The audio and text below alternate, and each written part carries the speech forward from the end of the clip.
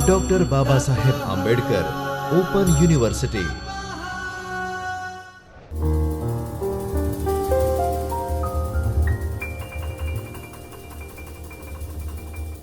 નમસ્તે. Doctor Baba Saheb Ambedkar open યુનિવર્સિટીના ચૈતન્ય સ્ટુડિયોમાંથી હું doctor Payal Chavda, assistant professor Sanskrit, આપનું સ્વાગત કરું છું.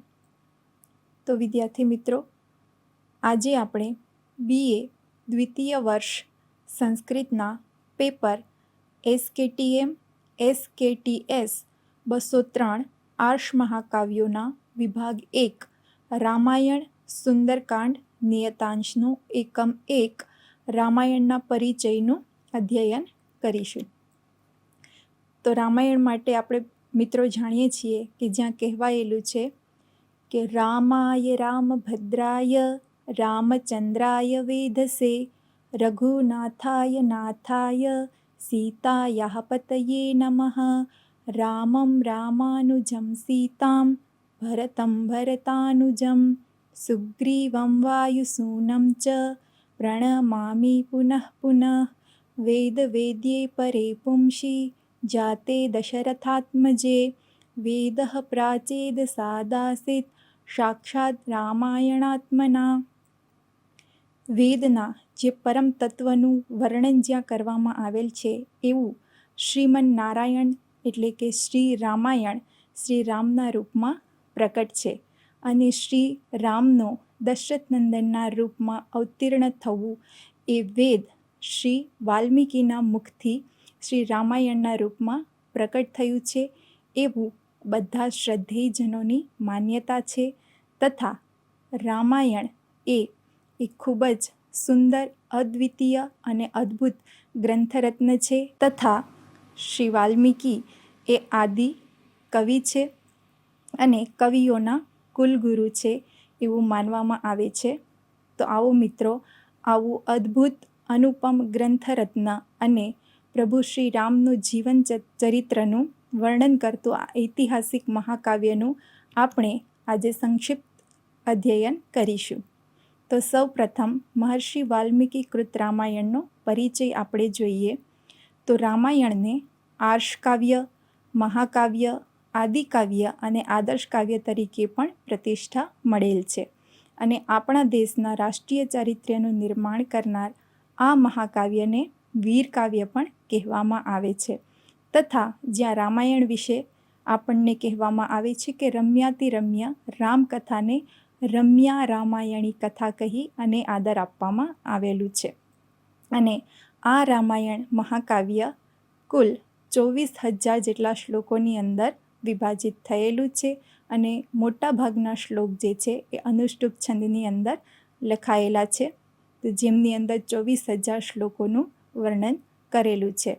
તો આ રામાયણ મહાકાવ્ય કુલ 7 કાંડોની અંદર વિભાજિત થયેલું છે, જેમનું પ્રથમ કાંડ છે બાલકાંડ, ત્યારબાદ અયોધ્યાકાંડ, ત્યારબાદ અરણ્યકાંડ, કિષ્કિંધાકાંડ, સુંદરકાંડ, યુદ્ધકાંડ તથા ઉત્તરકાંડ. આવી રીતે 7 કાંડોની અંદર વિભાજિત થયેલું આ રામાયણ મહાકાવ્યનું આપણે પરિચય જોઈએ. તો સૌ પ્રથમ મિત્રો છે બાલકાંડ, જેમની અંદર અયોધ્યા નગરીની અંદર રાજા દશરથે સંતાન પ્રાપ્તિ માટે પુત્ર કામેષ્ટિ યજ્ઞ પોતાના ગુરુ વશિષ્ઠની આજ્ઞાથી ઋષ્યશૃંગ દ્વારા કરાવવામાં આવ્યો, જેમના પરિણામ સ્વરૂપ માતા કૌશલ્યાના ગર્ભથી રામનો, ત્યારબાદ કૈકેયીના ગર્ભથી ભરતનો તથા સુમિત્રાના ગર્ભથી લક્ષ્મણ અને શત્રુઘ્નનો જન્મ થયો. બાળપણ વીત્યા પછી જ્યારે રાજકુમારો મોટા થયા ત્યારે ઋષિ વિશ્વામિત્રએ રાજા દશરથ પાસે રામ અને લક્ષ્મણની યાચના કરી અને પોતાની સાથે લઈ ગયા આશ્રમોની અંદર રાક્ષસોના ત્રાસથી બચાવવા માટે. ત્યારે રામે તાડકા, સુબાહુ અને મારીચ જેવા રાક્ષસોનો પણ વધ કર્યો. ત્યારબાદ રાજા જનક દ્વારા ધનુષ યજ્ઞ માટે નિમંત્રણ મળેલું હતું. ત્યાં ઋષિ વિશ્વામિત્ર સાથે રામ અને લક્ષ્મણ જે છે એ મિથિલા નગરીની અંદર ગયા અને ત્યાં જતાં જતાં રસ્તામાં રામે ગૌતમની પત્ની અહલ્યાનો પણ ઉદ્ધાર કર્યો. ત્યારબાદ જનકનગરીની અંદર સીતાનો સ્વયંવર રચાયો હતો, જ્યાં રાજા જનકની પ્રતિજ્ઞા અનુસાર શિવધનુષનો ભંગ કરી અને રામે સીતા સાથે શુભ વિવાહ કર્યા. અને ત્યારબાદ ગુરુ વશિષ્ઠ દ્વારા ભરત તથા માંડવી, લક્ષ્મણ અને ઉર્મિલા અને શત્રુઘ્ન અને શ્રુતકીર્તિના લગ્ન પણ કરાવવામાં આવ્યા. ત્યારબાદ અયોધ્યાકાંડ શરૂ થાય છે અને અયોધ્યાકાંડની અંદર વિવાહ બાદ જ્યારે રામ અયોધ્યાની અંદર આવ્યા ત્યારે રાજા દશરથે રામનો રાજ્યાભિષેક કરવાનું નક્કી કર્યું. આનાથી દેવતાઓને ચિંતા થઈ કે જો રામને રાજ્ય મળી જશે તો રાવણનો વધ અસંભવ થઈ જશે, માટે સરસ્વતીને કોઈ ઉપાય માટે પ્રાર્થના કરી. ત્યારે સરસ્વતીએ મંથરાની મતિ છે એ ફેરવી દીધી અને મંથરાની સલાહથી કઈ કોપભવનની અંદર જતા રહ્યા. તેમને મનાવવા માટે રાજા દશરથ ગયા ત્યારે તેમની પાસેથી તેમણે ભરતને રાજ્યાભિષેક થાય અને રામને 14 વર્ષનો વનવાસ થાય એવી માંગ કરી અને પિતાની આજ્ઞાનું પાલન કરી અને રામ વનવાસ તરફ જવા માટે નીકળ્યા ત્યારે તેમની સાથે લક્ષ્મણ અને સીતા પણ વનની અંદર જતા રહ્યા.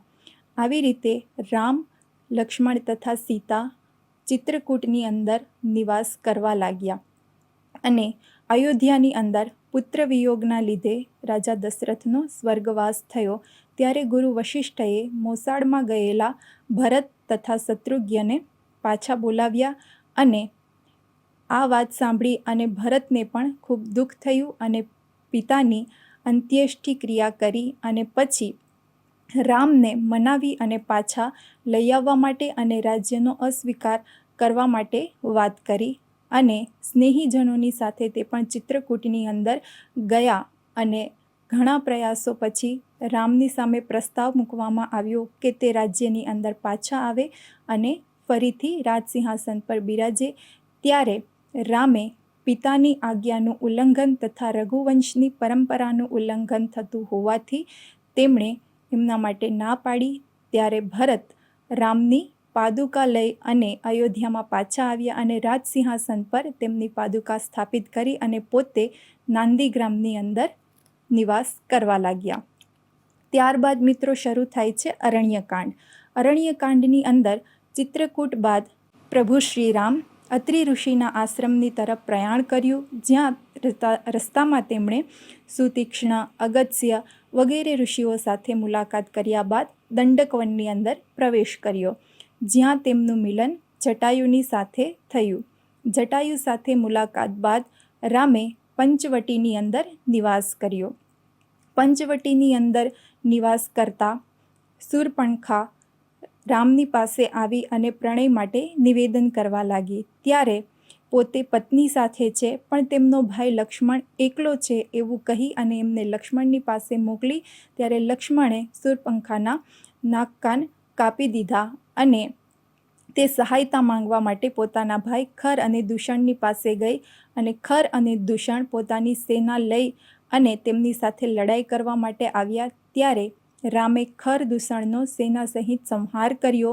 ત્યારબાદ તે પોતાના ભાઈ રાવણ પાસે જઈ અને ફરિયાદ કરવા લાગી અને રાવણે ક્રોધમાં આવી અને મારીચને સ્વર્ણમૃગ બનાવી અને ત્યાં મોકલ્યું, જેમની માંગ સીતાએ કરી અને રામ તેમની પાછળ ગયા અને રામે મારીચનો વધ કર્યો. ત્યારે એમણે રામના અવાજની અંદર લક્ષ્મણને પોકાર્યા અને આ સાંભળી અને સીતાએ લક્ષ્મણને રામની પાસે મોકલ્યા. ત્યારે પાછળથી છળથી રાવણે સીતાનું હરણ કર્યું અને જ્યારે હરણ કરી અને રાવણ છે એ સીતાને લઈ જઈ રહ્યો હતો ત્યારે જટાયુ તેમની સાથે યુદ્ધ કરવા લાગ્યો. ત્યારે રાવણે તેમની પાંખો કાપી નાખી અને ત્યારબાદ રામ જે છે એ સીતાને શોધવા માટે જંગલની અંદર આગળ વધ્યા. ત્યારે તેમને જટાયુ મળ્યો અને તેમણે આમ આખો વૃત્તાંત કહી સંભળાવ્યો અને તેમના પ્રાણ ત્યાગી દીધા. ત્યારબાદ તેમના અંતિમ સંસ્કાર કરી અને રામ સીતાની શોધમાં ગાઢ જંગલની અંદર આગળ વધ્યા. ત્યાં આગળ જતાં માતા શબરીના આશ્રમની અંદર પ્રવેશ કર્યો અને ભક્તિના વશમાં આવી અને તેમણે સબરીના બોર ખાઈ અને સબરીનો પણ ઉદ્ધાર કર્યો. આવી રીતે અહીંયા અરણ્યકાંડ પૂર્ણ થાય છે અને આગળનું કાંડ છે કિષ્કિંધા કાંડ. કિષ્કિંધા કાંડની અંદર રામ જે છે એ આગળ વધે છે અને હનુમાનની સાથે તેમનું મિલન થાય છે. ત્યારબાદ હનુમાન છે એ સુગ્રીવની સાથે રામની મિત્રતા કરાવે છે. સુગ્રીવની સાથે મુલાકાત કર્યા બાદ સુગ્રીવ આશ્વાસન આપે છે કે માતા સીતા છે એમને મળી જશે અને એમના માટે એમની સહાય કરશે અને પોતાના ભાઈ દ્વારા થયેલો તેની ઉપર અત્યાચારના વિષયમાં તે વાત કરે છે. ત્યારે રામ છે એ વાલી સાથે યુદ્ધ કરી અને છળથી વાલીનો વધ કરી નાખે છે. ત્યારબાદ સુગ્રીવને રાજ્ય આપે છે અને વાલીના પુત્ર અંગદને યુવરાજનું પદ આપે છે. ઘણો સમય વીત્યા બાદ જ્યારે રામ છે એ ક્રોધિત થાય છે, સુગ્રીવ તરફથી કંઈ ના આવતા, ત્યારે સુગ્રીવ છે એ સીતાની શોધ માટે પોતાની વાનર સેનાને તૈયાર કરે છે અને વાનર સેનાને શોધ માટે મોકલે છે. ત્યારે સંપાતિ સાથે તેમની મુલાકાત થાય છે અને સંપાતિ જે છે એ કહે છે કે રાવણ જે છે એ સીતાને લંકાની અંદર અશોક વાટિકાની અંદર લઈ ગયેલો છે. ત્યારે જામવંત દ્વારા હનુમાનને સમુદ્ર પાર કરી અને લંકા જવા માટે પ્રોત્સાહન આપવામાં આવે છે અને અહીંયા કિષ્કિંધા કાંડ છે એ પૂર્ણ થાય છે. ત્યારબાદ છે એ છે સુંદરકાંડ. સુંદરકાંડની અંદર મિત્રો આપણને બધાને ખબર છે કે સમુદ્રને પાર કરી અને હનુમાન જે છે એ લંકાની તરફ પ્રયાણ કરે છે. ત્યાં તેમને સુરસા રસ્તામાં મળે છે, પરંતુ તેને સામર્થ્યવાન જાણી અને એમને આશીર્વાદ આપે છે.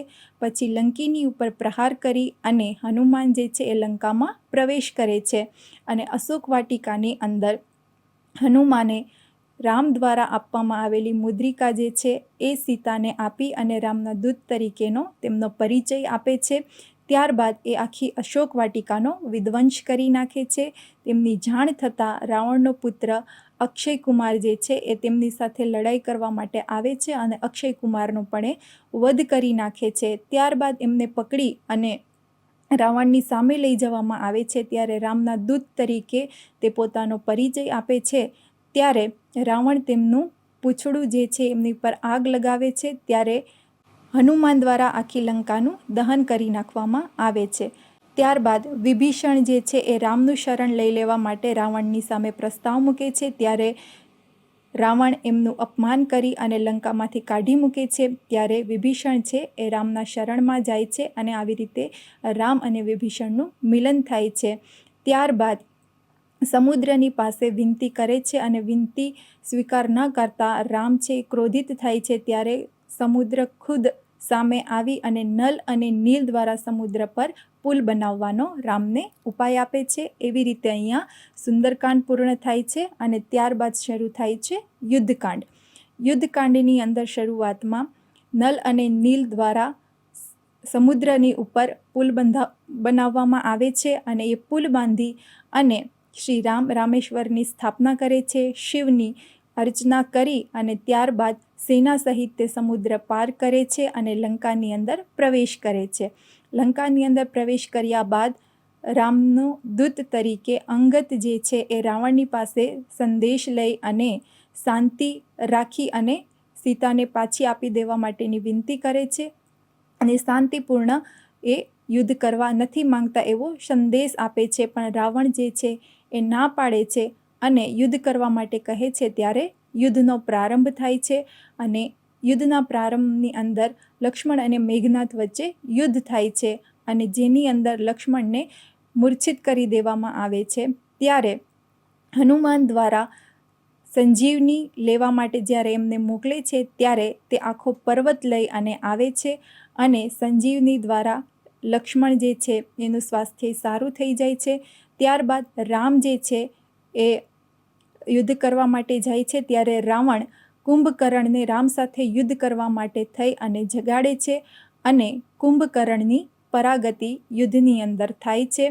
ત્યારબાદ લક્ષ્મણ અને મેઘનાથની વચ્ચે યુદ્ધ થાય છે અને લક્ષ્મણ મેઘનાથનો વધ કરી દે છે અને એમના પછી રામ અને રાવણ વચ્ચે ભયંકર યુદ્ધનો પ્રારંભ થાય છે અને આ યુદ્ધ પછી રામ દ્વારા રાવણનો વધ થઈ જાય છે અને રાવણનો વધ કર્યા બાદ રામ જે છે એ પોતાનું એમનું રાજ્ય જે છે એ વિભીષણને સોંપી અને અયોધ્યા તરફ પ્રયાણ કરે છે અને આવી રીતે અહીંયા યુદ્ધકાંડનું સમાપન થાય છે.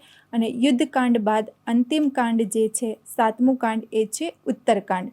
ઉત્તરકાંડની અંદર મિત્રો રામકથાનો ઉપસંહાર છે. જ્યારે અયોધ્યાની અંદર રામ પ્રવેશ કરે છે ત્યારે વેદ મંત્રો અને શિવ સ્તુતિની સાથે રામનો રાજ્યાભિષેક થાય છે.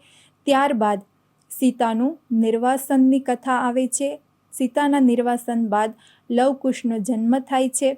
લવકુશના જન્મની બાદ જ્યારે રામ દ્વારા અશ્વમેઘ યજ્ઞનું અનુષ્ઠાન કરવામાં આવે છે તે અશ્વમેઘ યજ્ઞની અંદર લવ અને કુશ દ્વારા એ યજ્ઞની અંદર મહાકવિ વાલ્મીકી રચિત રામાયણનું ગાન કરી અને એ ખબર પડે છે કે લવ અને કુશ પ્રભુ શ્રી રામના જ પુત્રો છે. ત્યારબાદ સીતાની ફરીથી અગ્નિ પરીક્ષા માટે બોલાવવામાં આવે છે અને પછી સીતાનો રસાતળની અંદર પ્રવેશ થાય છે.